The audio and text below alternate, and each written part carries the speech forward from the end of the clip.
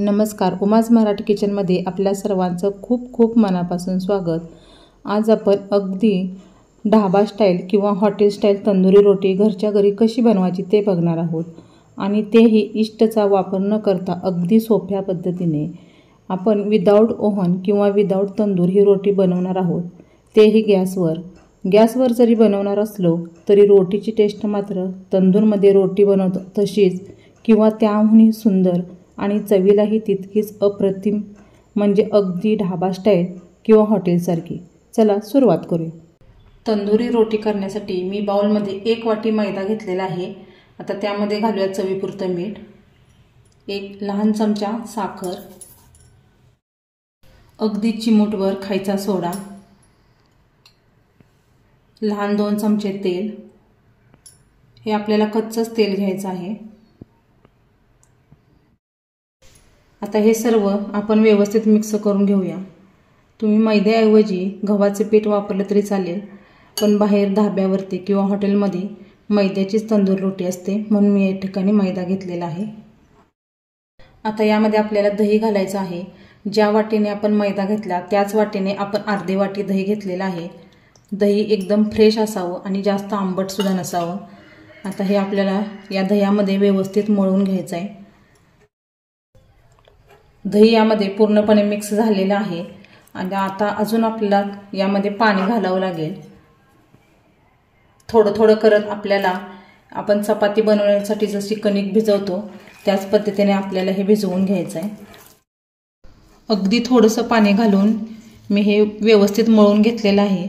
हाताला चिटकत आहे, म्हणजे यामध्ये आपण खायचा सोडा आणि दही घातल्यामुळे ते छान फर्मेट होते, त्यामुळे आपल्या हाताला चिकटते। आता या थोडंसं हाताला तेल लावून घेते।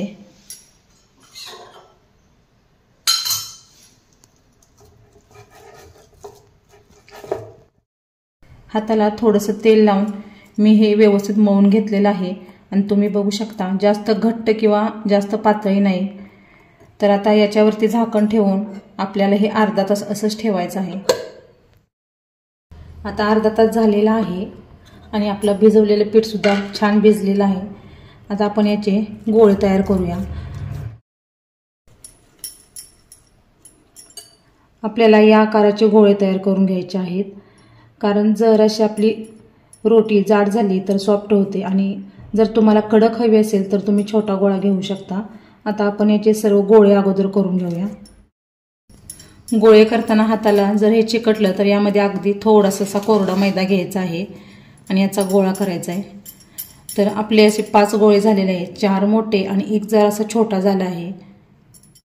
आता आपल्याला ही रोटी लाटून घ्यायची आहे, तर त्यासाठी पोळपाटावरती थोडासा असा कोरडा मैदा टाकायचा आहे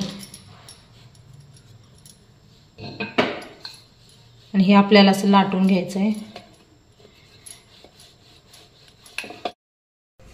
हा मैदा असल्यामुळे लाटताना आकसून येतो, पटकन आपली पोळी तयार होत नाही, जरा वेळ लागतो।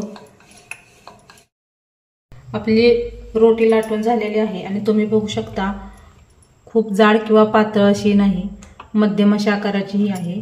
तर आता एका बाजूला आपल्याला पाणी लावून घ्यायचं आहे, म्हणजे ती बाजू तव्याला छान चिटकून बसेल।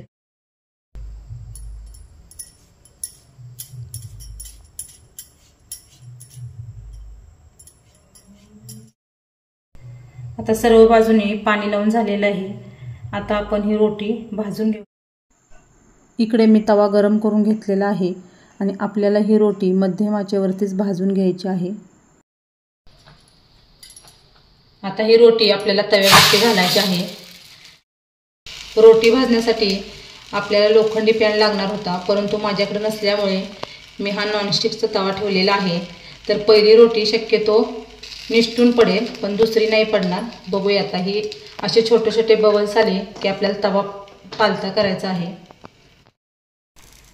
आता आपल्याला तवा पलटी करायचा आहे आणि गॅसची फ्लेम थोडीशी मोठी करायची आहे आणि आपल्याला ही रोटी खालच्या बाजूने छान अशी तवा गोल गोल फिरवत अशी भाजून घ्यायची आहे। आपली रोटी छान भाजलेली आहे, आता आपण काढून घेऊया। मला वाटलं होतं आपली रोटी निसटून पडेल खाली, पण निसटली नाही, छान भाजली। आणि तुम्ही बघू शकता मागील बाजूने सुद्धा खूप सुंदर अशी आपली रोटी भाजलेली आहे। आता आपण ही रोटी काढून घेऊया आणि याला गरम आहे तोपर्यंतच आपल्याला तूप किंवा बटर लावून घ्यायचं आहे। आणि ही रोटी तुम्ही पनीर सोबत किंवा अख्खा मसूर सोबत खाल्ली तर खूप छान लागते। तर अशा पद्धतीने आपली तंदुरी रोटी खाण्यासाठी तयार झालेली आहे। तुम्हाला मी मोडून दाखवते। तुम्ही बघू शकता किती सॉफ्ट अशी आपली रोटी झालेली आहे। मी अजून एक रोटी लाटून घेतलेली आहे आणि पाणी सुद्धा लावून घेतलेलं आहे। तर आता ही तुम्हाला भाजून दाखवते।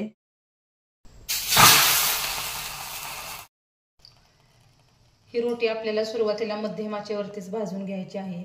तर तुम्ही बघू शकता असे छोटे छोटे बबल्स आलेले आहेत, म्हणजे आपली रोटी खालच्या बाजूने भाजलेली आहे। तुमच्याकडे जर हँडलचा तवा नसेल किंवा रोटी तव्याची सुटली तर तुम्ही गॅसवर असं या पद्धतीने आपण ज्या पद्धतीने फुलका भाजतो त्या पद्धतीनेही आपल्याला रोटी भाजून घ्यायची आहे।